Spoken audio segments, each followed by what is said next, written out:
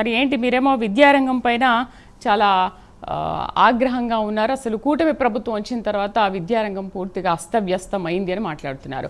But ఇప్పుడేమంటారు అంటే మీరు గురువు కన్నా గూగుల్ మేరని మాట్లాడారు. మరి ఇప్పుడున్న విద్యా వ్యవస్థ పట్ల మీ అభిప్రాయం ఏంటి?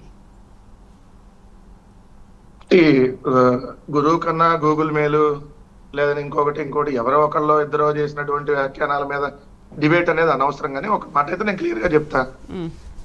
ఇప్పుడు ప్రస్తుతం ఉన్నటువంటి ముఖ్యమంత్రి 30 ఏళ్ల క్రితం ముఖ్యమంత్రి. అంటే నా వయసు ఇప్పుడు 37 ఏళ్ళు. 30 సంవత్సరాల క్రితమే చంద్రబాబు నాయుడు గారు ముఖ్యమంత్రి. ఇప్పుడు వయసు ఇంపార్టెంటా అక్కడ చేసిన డెవలప్మెంట్స్ ఇంపార్టెంట్ అంటారా? అంటే ఇప్పుడు వయసు పెరిగే కొద్దా డెవలప్మెంట్స్ ఉండవు, జనరేషన్ మారే కొద్దా అవన్నీ ఏమి చెయ్యరు. ఒక్క నిమిషం, అసలు నేను ఆ సబ్జెక్ట్ ఎత్తడానికి కారణమే అది.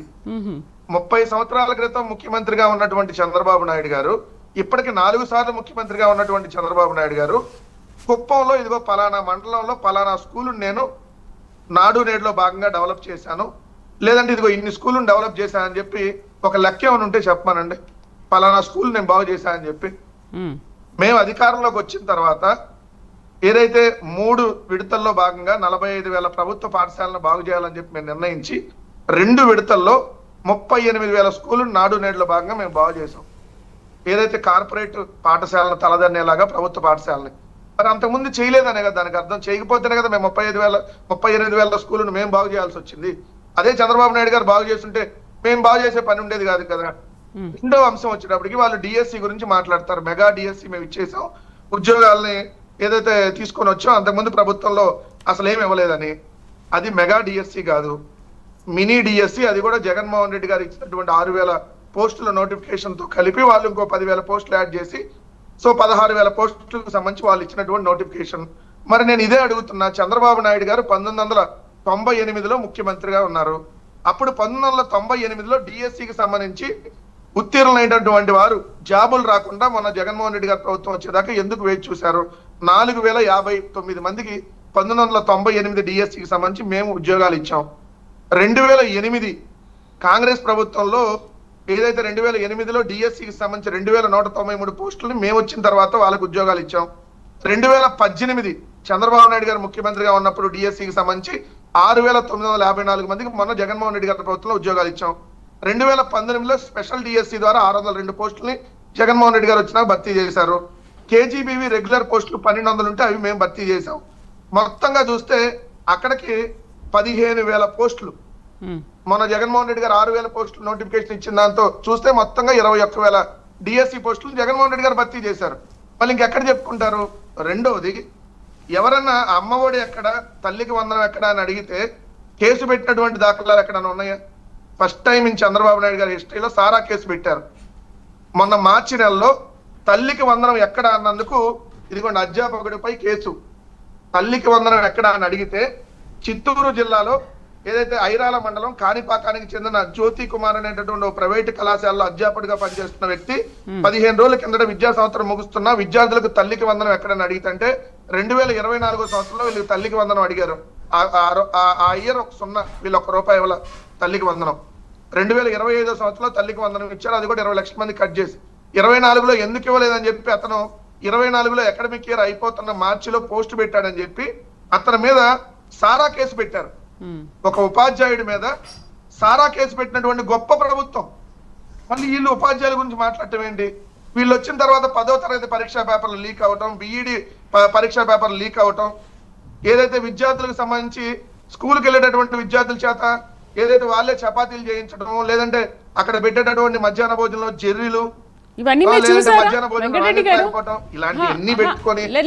మాట్లాడుతున్నారు కదా. ఇప్పుడు ఏదో కేసు పెట్టారని చెప్పేసి అదొక ప్రూఫ్ ఏదో చూపించారు. తేళ్లు పడ్డాయి, జర్రీలు పడ్డాయి, లేకపోతే ఇంకేదో జరిగింది, అవన్నీ ప్రూఫ్స్ మీ దగ్గర ఉన్నాయా? పోనీ అంటే మీరు చూసాక చెప్తున్నారా? వీడియో రూపంలో ఏదైనా ఉందా? ఓకే, కూటమి ప్రభుత్వానికి మనం అది చూపిద్దాము, మీరు ఇలా చేస్తున్నారని చెప్పేసి. సో వాళ్ళకి కూడా తెలుస్తుంది కదా కూటమి ప్రభుత్వంలో ఎంత అన్యాయం జరుగుతుందో. ఇది నేను చెప్పట్లా, ఊరు పేరుతో సహా ఉపాధ్యాయుడి పేరుతో సహా నేను ఇది పత్రికల్లో వచ్చినటువంటి కథనాలని నేను చూపిస్తున్నా. నేనేమి ఫేక్ పోస్ట్ లో ఇంకోటో నేను చూపించట్లా. వాళ్ళలాగా 30,000 మంది మహిళలు మిస్ అయ్యారు, ఆంధ్రప్రదేశ్ అడుక్కుదంది, 14 లక్షల కోట్లు అప్పు అయ్యింది, ఇట్లాంటివన్నీ నేనే ఫేక్ ప్రచారం నేను మాట్లాడట్లా. మీ భూములు లాగేసుకున్నారు, లేదు ల్యాండ్ టైటిలింగ్ యాక్ట్ ఉన్నట్టుగా చూపెట్టి నేను విత్ ప్రూఫ్ విత్ డేటా మీకు ట్యాబ్ లో నేను చూపిస్తానే మాట్లాడుతున్నా. నేను విత్ ఇయర్ తో సహా మేము ఇచ్చినటువంటి పోస్టులు భర్తీకి సంబంధించి నేను చూపిస్తున్నా. విశ్వవిద్యాలయాలపై టీడీపీ దాడులు వీళ్ళ అధికారంలోకి వచ్చినాక, ఇవి కూడా ప్రభుత్వం వచ్చినాక జరిగినటువంటి 17 విశ్వవిద్యాలయాలకు సంబంధించినటువంటి వీసీల చేత ఒకేసారి రాజీనామా చేయించారు. తెలుగుదేశం వాళ్ళు వెళ్ళి డైరెక్ట్ గా వీసీ ఛాంబర్ లోకి వెళ్ళి వాళ్ళ మీద దాడులు చేసి 2 ఉపాధ్యాయుల్ని P4 విధానంలో దత్తత తీసుకోమంటున్నారు. పేదల్ని వాళ్ళకే ఇబ్బందిగా పరిస్థితి, ఉపాధ్యాయులకే ఇబ్బంది ఉంటే వాళ్ళని మళ్ళీ తీసుకోమని ప్రెజర్ చేస్తున్నటువంటి పరిస్థితి. P4 విధానంలో భాగంగా మీరు కూడా మీ దగ్గర పనిచేసే వాళ్ళని దత్తత తీసుకోండి. ఇట్లాంటివన్నీ విద్యారంగం మీద ఏదైతే నాశనం చేసే అంశాలు అంటే మీరు నిన్న కేబినెట్ మీటింగ్ చూస్తే 17 మెడికల్ కాలేజీలు జగన్మోహన్ రెడ్డి గారు తీసుకొని వస్తే ఆల్రెడీ 5 మెడికల్ కాలేజీలకు అడ్మిషన్ స్టార్ట్ అయ్యి ఉన్నాయి. మిగిలిన 2 మెడికల్ కాలేజీలో ఒకటి పాడేరులో స్టార్ట్ అయ్యింది, ఇంకోటేమో కేంద్ర ప్రభుత్వం సంబంధించినటువంటి నిధుల్లో ఉంది పిడుగురాళ్ళ. మిగిలిన 10 మెడికల్ కాలేజీలని ప్రైవేట్ పరం చేస్తా ఉన్నారు. మరి విద్యా వ్యవస్థ కదా అది కూడా, మెడికల్ కాలేజీలు అనేది కూడా విద్యా వ్యవస్థే కదా. మరి మెడికల్ కాలేజీలు ఎందుకు ప్రైవేట్ పరం చేస్తున్నారు? ఎవరి కోసం చేస్తున్నారు? ఇది మెడికల్ కాలేజీలకు సంబంధించో లేదా స్కూళ్ళకు సంబంధించో కాలేజీలకు సంబంధించి ఎంత దుర్మార్గం అంటే ప్రస్తుత విద్యాశాఖ మంత్రి నారా లోకేష్ మొన్న మనం చూస్తే చిత్తూరు జిల్లాలో ఒక స్కూల్లో బార్ నడుపుతున్నారు. స్కూల్లో పిల్లల చేత బీర్ బాటిల్ ఎత్తేయించినటువంటి పరిస్థితి మనం చూసాం. వీడియోలన్నీ మీకు సోషల్ మీడియాలో కూడా వచ్చింది. మరి విద్యా వ్యవస్థ చాలా బాగుందా, భ్రష్టు పట్టిపోయిందా? మేము ఉన్నప్పుడు విద్యార్థులను ఐక్యరాజ్య సమితికి తీసుకెళ్లాం. ఐక్యరాజ్య సమితికి వెళ్ళారు విద్యార్థులు, ఆంధ్రప్రదేశ్ విద్యార్థులు. ఇప్పుడు ఎక్కడికి వెళ్తున్నారు? ఇప్పుడు పక్కన గుడి పక్కన బడి పక్కన బెల్ట్ షాపులు. నేను చెప్పట్లా, సాక్షాత్తు తెలుగుదేశం ఎమ్మెల్యే కొలికిపూడి శ్రీనివాసరావు ఆయన చెప్పినటువంటి మాట. నారాయణ స్కూల్ పక్కన బెల్ట్ షాపులు ఉన్నాయి, ఇదిగోండి అని చెప్పి వెళ్ళి ఆయన వీడియోలు చూపించాడు, ప్రెస్ మీట్ పెట్టాడు. అక్కడే ఏమైనా బడి పక్కన బెల్ట్ షాపులు, బడి వైన్స్, గుడి వైన్స్ పేరుతో బడి పక్కనే బడి వైన్స్ ఉంది, గుడి పక్కన గుడి వైన్స్ ఉంది. ఇది కదా విద్యా వ్యవస్థని బ్రహ్మాండంగా అభివృద్ధి చేసేటటువంటి. మళ్ళీ వీళ్ళు విద్యా వ్యవస్థ గురించి చెప్పటం ఏంది? నవ్వుకుంటాడు.